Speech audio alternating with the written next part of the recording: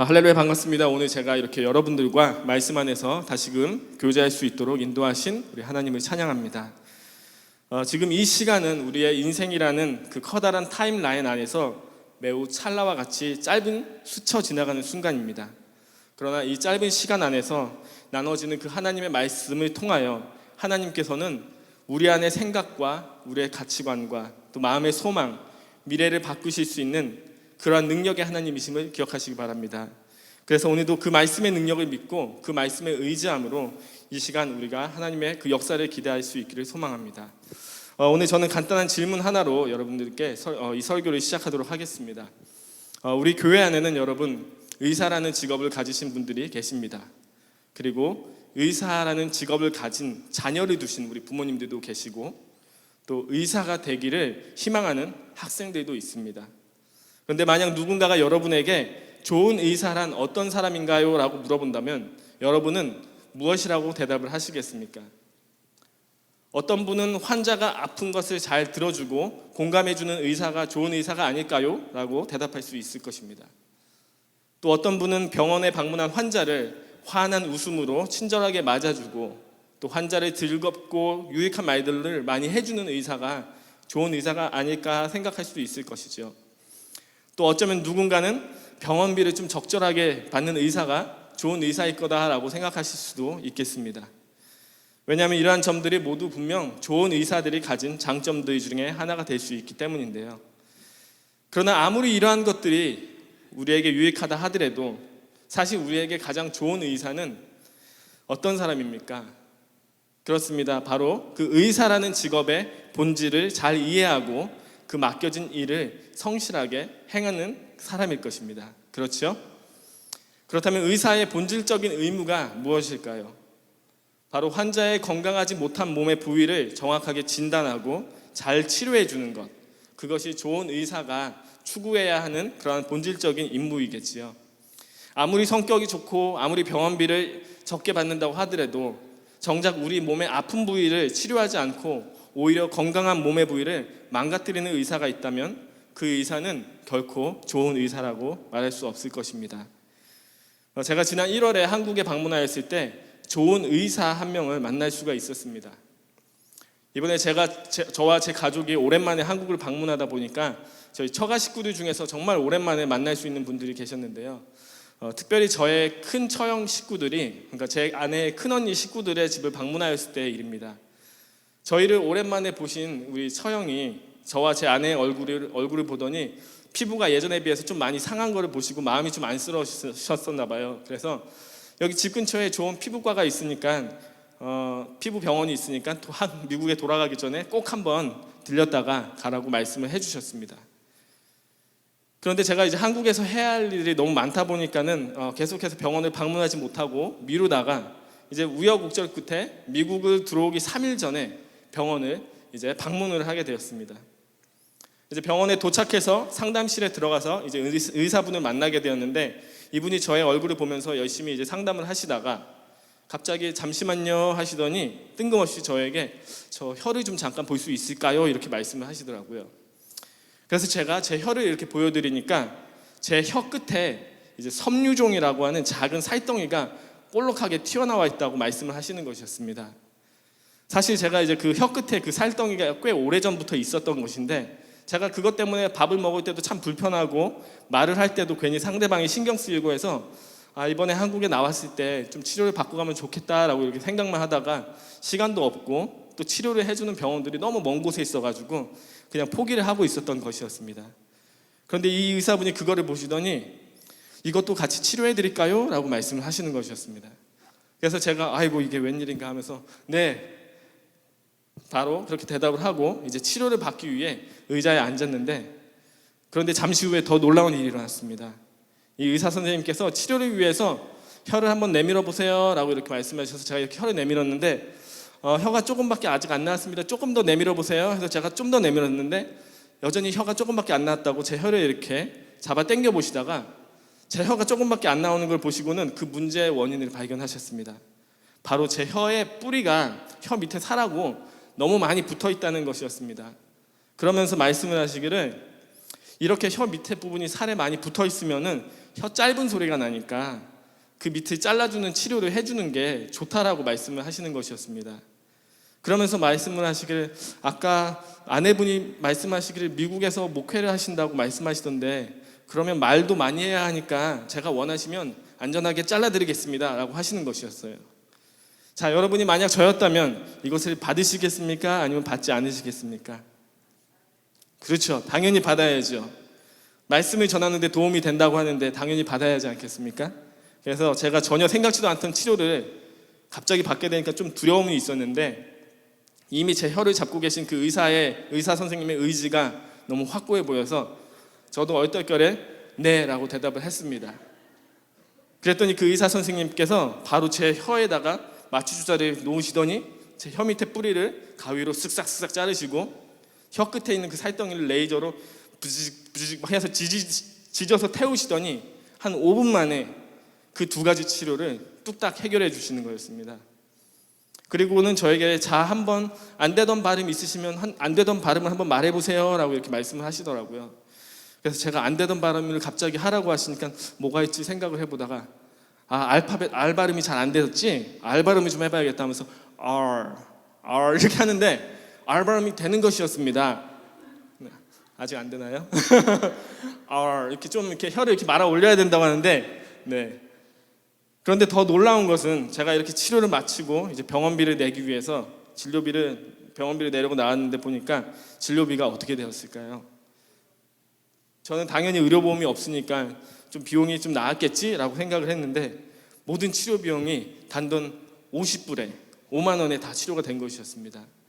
그래서 제가 이 짧은 여정 가운데 하나님께서 이렇게 순간순간 좋은 분들을 또 만나게 해주셔서 저에게 필요한 치료들을 받게 해주시는구나 라고 생각하면서 참 감사하는 시간을 가졌었는데요.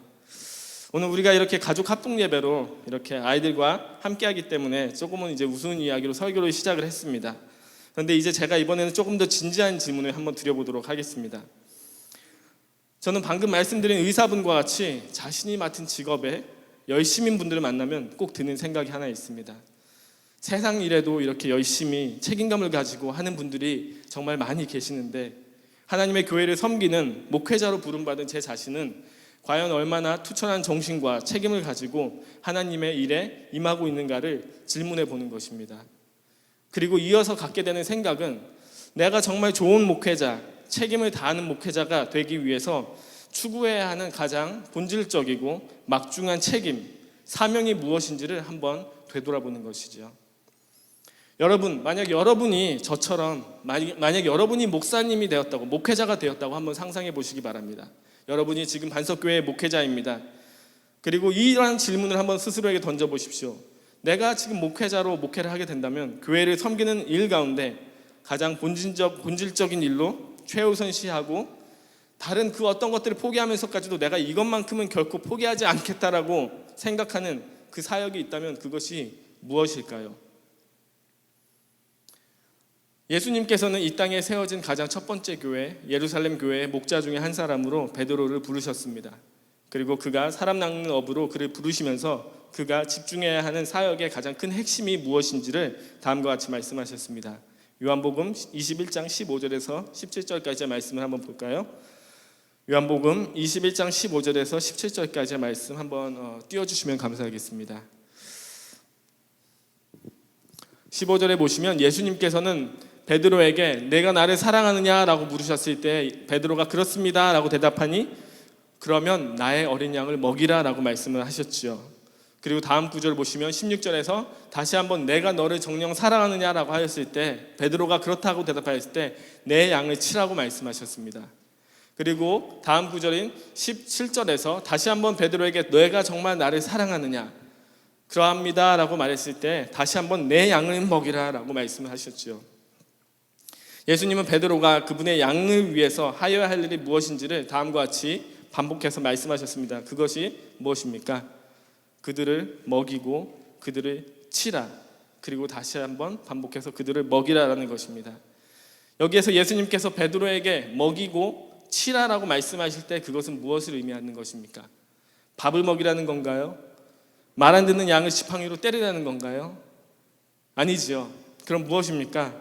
바로 양질의 하나님의 말씀을 끊임없이 공급함을 통해서 그들의 영적인 배고픔을 채워주고 뿐만 아니라 그들이 건강한 신앙 속에서 성장하고 죄의 길에 빠지지 않도록 진리의 말씀을 통하여 그들을 보호하라는 명령이지요. 사도 바울 역시 에베소 교회에서 사역하던 목회자 디모데에게 다음과 같은 편지를 썼지요. 디모데전서에서 목회자가 힘써야 할 사역의 핵심을 다음으로 같이 말하였습니다. 디모데전서 4장 12절 말씀, 12절에서 13절의 말씀입니다. 우리 한번 다 같이 읽어볼까요? 시작. 누구든지 내 연소함을 업신여기지 못하게 하고 오직 말과 행실과 사랑과 믿음과 정절에 있어서 믿는 자에게 본이 되어 내가 이를 때까지 읽는 것과 권하는 것과 가르치는 것에 전념하라. 아멘. 바울은 12절에서 디모데에게 먼저 말과 행실과 사랑과 믿음과 정절과 같은 너의 삶의 일반적인 부분에서 본이 되는 삶을 살아라 라고 명령하였습니다. 그리고 13절에 이어서 뭐라고 하시라고 말했습니까? 목회자로 전념해야 하는 세 가지 사역을 이렇게 제시하였죠. 바로 그것이 무엇입니까? 읽는 것, 권하는 것, 가르치는 것입니다. 여기에서 읽는 것이란 단순히 디모데에게 개인의 경건 생활을 위해서 너가 성경을 읽어야 한다라고 말을 한 것이 아닙니다. 영어 성경을 보면 스크린 한번 다시 띄워주시겠습니까? 영어 성경을 보면 이렇게 Public Reading of Scripture라고 되어 있죠. 그리스 원어의 기록을 이렇게 잘 나타낸 것처럼 공적인 예배의 자리에서 그가 하나님의 말씀인 성경을 크게 외쳐야 한다는 것입니다. 그 외친 말씀을 권면하고 그 외친 말씀을 가르쳐야 한다는 것이죠. 그렇다면 사도 바울은 디모데에게 왜 이러한 것들을 강조하고 명령하였을까요? 그 이유를 16절에서 발견할 수 있습니다. 함께 읽어볼까요? 16절의 말씀입니다. 시작. 이 모든 일에 전심전력하여 너의 성숙함을 모든 사람에게 나타내게 하라. 내가 내 자신과 가르침을 살펴 이 일을 계속하라. 이것을 행함으로 내 자신과 내게 듣는 자를 구원하리라. 아멘. 바울은 디모데가 목회자로서 말씀을 읽고 그것을 권면하고 가르치는 일에 충실할 때 영어로는 take pains라고 얘기를 하죠. 이것들과 함께 고난을 받으라고 기록이 되어 있습니다. 그 말씀을 연구하는 과정 속에서 궁극적으로 어떠한 일이 일어난다고요? 목회자 자신의 삶이 더욱더 거룩하게 성화되어질 것이고 그리고 그들에게 맡겨진 하나님의 양들이 생명의 말씀을 통해서 구원을 얻는 일들이 일어날 것이기 때문이다라고 말을 하고 있습니다. 여러분, 저는 한 명의 젊은 목회자로서 오늘 이 땅의 수많은 대형 교회 목사님들이 목회 말년에 무너지는 모습을 보곤 합니다. 그런데 그분들의 그 무너짐의 실상을 자세히 들여다보면 어느 한 부분이 죄에서 넘어진 것이 아니라 정말로 그들의 삶과 그들의 목회가 골고루 다양한 영역에서 죄로 얼룩되어져 있음을 보게 됩니다. 목회 초년에 하나님의 귀한 종으로 쓰임받던 이들이 왜 시간이 흐르고 교회가 양적으로 성장을 이룬 그 목회의 말년에 이처럼 비참히 무너지게 되는 것일까요? 저는 오늘 말씀에서 그 이유를 발견합니다. 목회자가 하나님의 말씀을 선포하고 가르치는 일에 열과 성의를 다해야 함에도 불구하고 여러 가지 다양한 이유들로 인해서 예를 들면 목회에 대한 매너리즘에 빠졌다든지 목회자가 가진 성경에 대한 자만심 때문이든지 혹은 목회 우선순위에 대한 잘못된 가치관 등으로 인해서 성경이 하나님의 말씀이라고 소리쳐 외쳤지만 정작 그것을 멀리하는 삶을 살았기 때문에 라고 저는 생각을 합니다.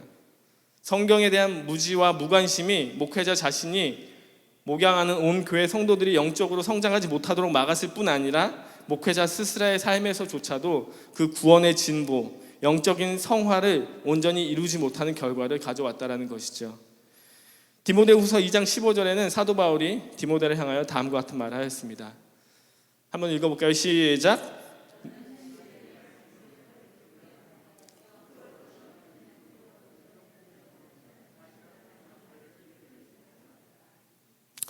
바울은 디모데를 향하여 매우 강력한 어조로 이렇게 말하였습니다. Do your best. 하나님 앞에 인정받고 책망받을 것이 없는 일꾼이 되기 위해서 내가 가지고 있는 최고의 노력을 다해라. 그런데 그 노력을 어디에 쏟으라고 합니까? Rightly handling the word of truth. 진리의 말씀을 옳게 분별하는 일에 그가 할 수 있는 최고의 노력을 다하라고 명령을 한 것이죠. 특별히 여기에서 옳게 분별하다라는 말로 기록되어진 이 헬라어 원어는 일직선으로 정확하게 자르다. 우리 얼터레이션 하시는 분들이 잘 사용하시는 말일 텐데요. 일직선으로 정확하게 자르는 것, 길을 일직선으로 만들어내는 것이라는 의미를 가지고 있습니다. 사도 바울은 말씀을 올바로 연구하고 분별하여 전하는 것을 이렇게 정확한 방향으로 길을 내는 것에 비유를 한 것입니다. 왜 그럴까요? 제가 캘리포니아에 있을 때 가끔 가족들과 함께 쇼핑몰에 이제 바람을 쐬러 갔었는데요. 그곳의 쇼핑몰은 아무래도 규모가 크다 보니까 상대적으로 큰 편이어서 가끔 다니다 보면은 제가 목적지를 찾지 못하고 뱅뱅 길을 도는 경우들이 있었습니다. 그러면 그때마다 꼭 일어나는 일들이 있었는데요. 그것은 저만 믿고 열심히 따라오던 제 아내와 아이들이 점점 목이 마르기 시작하고 육체적으로 피곤해지기 시작하는 겁니다. 그리고 시간이 좀 더 지나면 어떤 일이 일어납니까? 아이들의 다리에 힘이 빠지고 최악의 경우에는 아이들이 더 걷지 못하겠다고 드러눕는 상황이 발생하는 것이죠. 그러면 저는 어떻게 해야 하나요? 그 아이들을 들쳐 안고서 이제 목적지를 향하게 되는 겁니다. 그렇게 시간이 한참 지나면 결국엔 아이들도 힘이 들고 저도 힘이 들고 온 가족이 기운이 빠져서 고생으로 하루를 마감하고 집으로 돌아가는 것이죠. 바울 시대도 마찬가지였습니다. 당시 수많은 장사꾼들이나 여행하는 사람들이 타지로 여행을 떠날 때 올바른 길을 정확하게 분별하여서 가는 것은 그들이 자신의 생명을 보존하는 최우선의 방법이었습니다. 왜냐하면 자칫 길을 잘못 들어서 험한 곳으로 갔다가는 강도나 야생동물이나 혹은 험한 산속에서 길을 잃음으로 인해서 목숨을 잃는 일들이 허다했기 때문이죠. 선한 사마리아인의 비유가 아마 그러한 상황을 잘 표현해주고 있는 것 같습니다. 그때 당시 상황을 잘 표현해주고 있죠. 그래서 당시 세계를 제패하였던 로마 군대가 그들이 정복한 다른 도시들을 잘 다스리기 위해서 가장 먼저 한 것이 무엇입니까? 바로 그 유명한 로마의 대로를 곳곳으로 펼쳐낸 것입니다. 꼬불꼬불하게 헤매지 않고 일직선으로 잘 닦여진 그 넓은 대로를 최대한 많은 인원이 신속하게 움직일 수 있도록 하였던 것이죠. 그런데 사도 바울은 오늘의 교회의 목회자들이 바로 이러한 자세, 즉 사생결단의 자세로 말씀을 옳게 분별하고 준비하고 전해야 한다고 말하는 것입니다.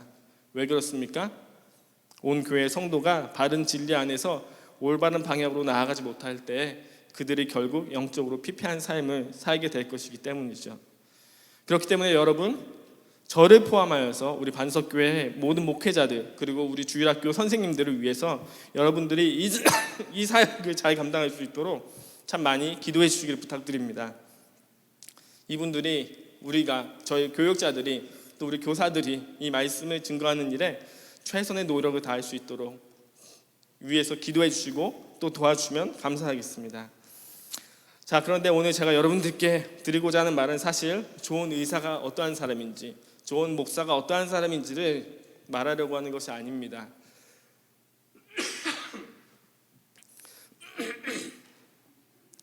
저는 이 시간 여러분들이 스스로를 향해 질문을 좀 던져보았으면 좋겠습니다.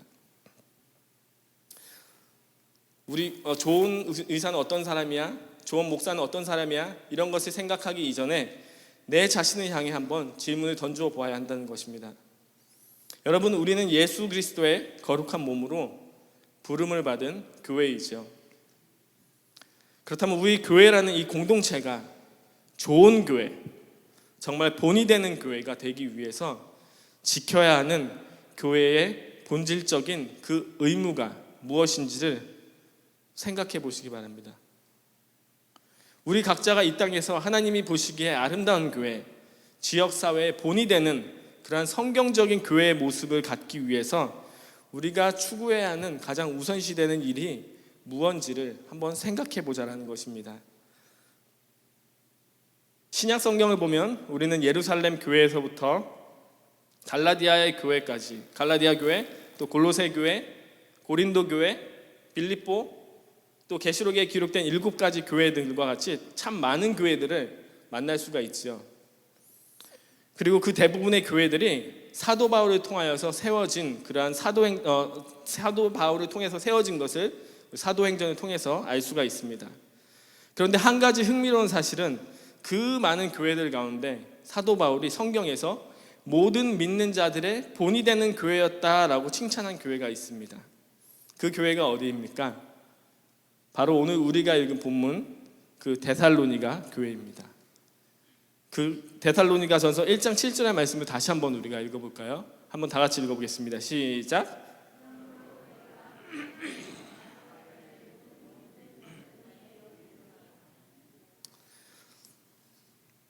오늘 본문 1장 7절의 시작은 짧게 너희가라고 기록이 되어져 있지만 실제로 이제 헬라어 원문을 보게 되면 사도 바울은 문장의 주어를 2번이나 반복해서 기록하였음을 볼 수 있습니다. 다시 말하면 이렇게 말한 것입니다. 데살로니가 교회 성도들아, 바로 너희가 마게도냐와 아가야 지역에 있는 모든 믿는 자들의 본이 되었다라고 말을 한 것이죠. 여러분, 데살로니가 교회가 정말 모든 교회의 본이 되는 그러한 완벽한 교회였을까요? 사실 데살로니가 서신을 읽어보면, 데살로니가 전후서를 읽어보면 우리는 그 교회가 다른 교회들과 비교했을 때 결코 완벽한 교회는 아니었다는 것을 알 수 있습니다. 데살로니가 전서 4장 3절에서 8절을 보면 그들의 삶 속에는 거룩함이 부족했던 것이 있었고요, 거룩의 부재가 있었고, 데살로니가 후서 2장 2절과 6장 6절을 보시면 그들 안에는 잘못된 종말론도 있어서 교회 안에서 그런 소소한 문제들이 있었던 것을 발견할 수가 있습니다. 자, 그럼에도 불구하고 바울은 그들의 어떤 모습으로 인해서 너희가 온 교회의 본이 되는 교회이다 라고 칭찬하였는지 궁금하지 않으십니까? 데살로니가 전서 1장 7절에 바로 앞절인 1장 6절을 한번 보겠습니다. 1장 6절의 말씀 제가 읽어드리겠습니다. 제가 여러분께 읽어드리겠습니다. 너희는 많은 환난 가운데서 성령의 기쁨으로 말씀을 받아 우리와 주를 본받는 자가 되었으니 그러므로 너희가 마게도냐와 아가야에 있는 모든 믿는 자의 본이 되었느니라. 사도 바울은 환난 가운데서도 불구하고 말씀을 기쁨으로 받은 데살로니가 교회 성도들의 자세, 그것이 온 교회의 본이 되는 모습이다라고 선언한 것입니다. 그렇습니다, 여러분. 교회가 그 어떠한 것보다도 하나님의 말씀의 권위를 높이고 그 말씀을 기쁨으로 받는 것이 교회의 참된 본이 되는 모습입니다. 자, 그런데 여기서 한 가지 질문이 있습니다. 그것은 바울이 데살로니가 교회에게 너희가 기쁨으로 말씀을 받았다라고 말하였을 때 이 말씀을 받았다라는 말의 의미가 정확히 무엇이냐라는 것입니다. 우리는 종종 말씀을 받았다라는 말을 오늘처럼 이렇게 예배에 나와서 말씀을 들었을 때 사용하죠. 나 오늘 교회 가서 말씀을 받고 왔어 라고 말을 하죠. 또 어떤 분은 말씀을 받았다라는 말의 의미를 그 말씀을 들은 것에서 조금 더 나아가서 그것을 내가 말씀을 듣고 기쁨으로 그 말씀에 동의했다 혹은 내 마음에 새겨 넣었다라는 정도까지 사용하기도 합니다.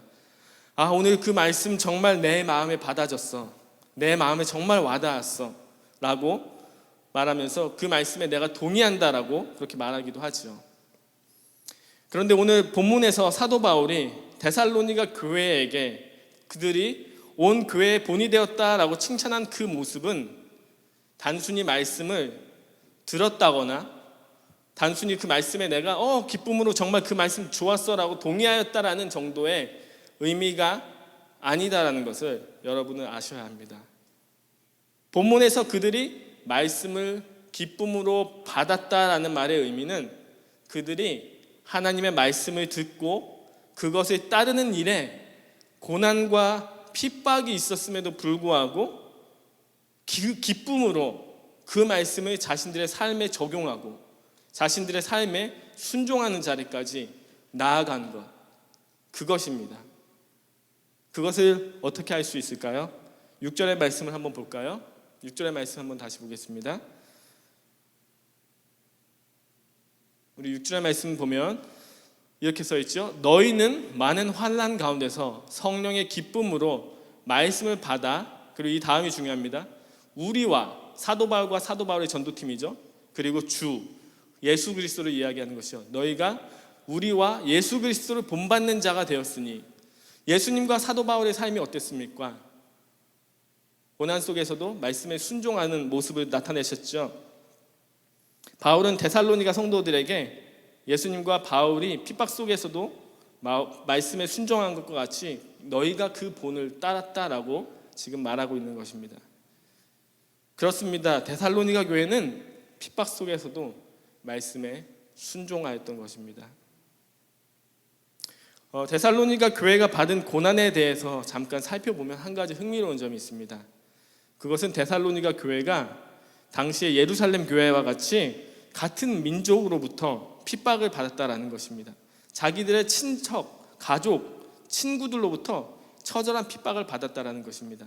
데살로니가 2장 14절의 말씀 잠깐 볼까요? 데살로니가전서 2장 14절.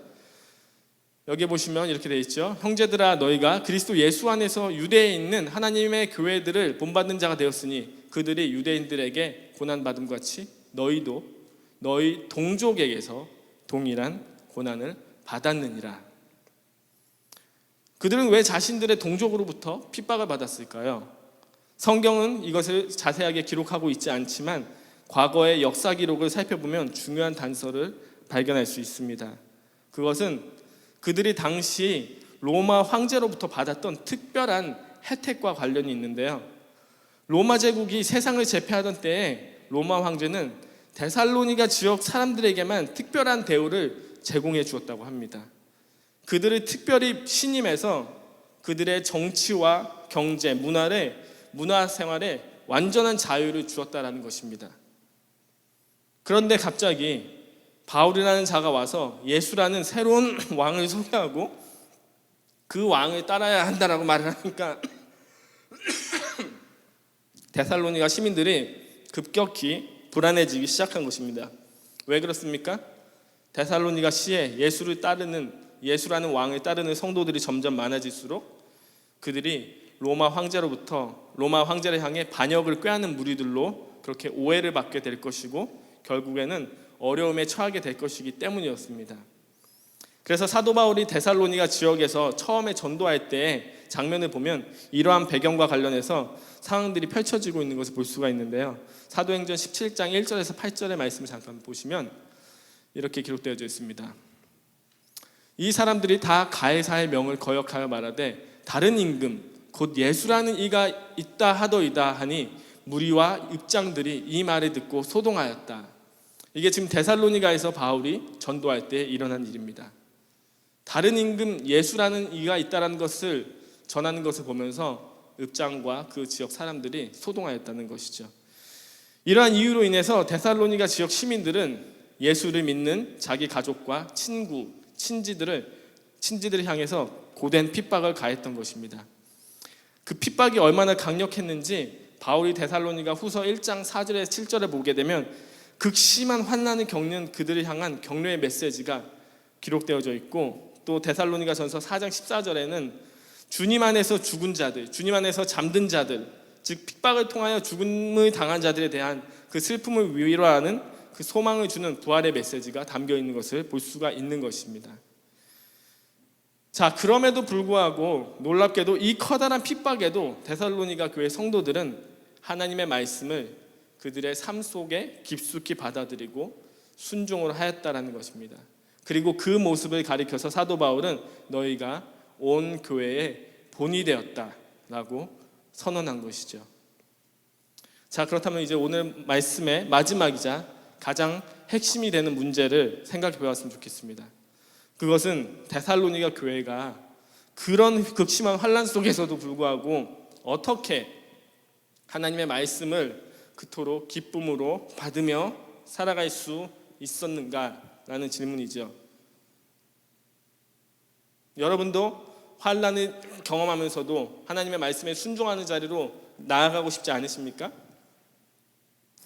저는 오늘 읽은 본문 이전의 기록인 4절과 5절에서 그들의 그 순종의 비결이 무엇인지를 확인할 수 있습니다. 함께 읽어보도록 할 텐데요. 4절과 5절의 말씀 함께 읽어보겠습니다. 시작.